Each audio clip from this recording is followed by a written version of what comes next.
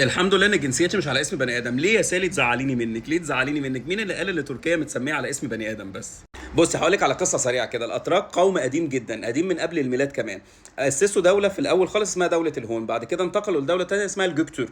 وبما انهم قوم رحل، في اي مكان هم ينتقلوا ليه ينتقلوا على اسمهم. فهي مقسمه لحاجتين كلمه تركيا. اول حاجه كلمه ترك اللي هو القوم نفسهم، والكلمه الثانيه اللي هي ايه اللي هي موجوده في اللغه التركيه القديمه والحديثه حتى والمعاصره كمان بمعنى صاحب او مالك. فلما بنقول تركيا هي معناها اصحاب الارض التركيه او اصحاب الارض اللي موجود فيها القوم التركي. لدرجه ان ايام الدوله العثمانيه كان في مصادر اوروبيه بتكتب ايه بالظبط؟ بتكتب على الدوله العثمانيه نفسها، المنطقه اللي موجوده فيها الدوله العثمانيه تركيا. ليه؟ بناء على الجمله دي. وقت الدوله العثمانيه كان هو قائد الجيش اسمه مصطفى كمال بس كده. بعد كده جينا في سنه 1934 تكريما له ان هو يعني يكون ابو الاتراك والحاجات دي كلها، فالبرلمان اطلق عليه ايه؟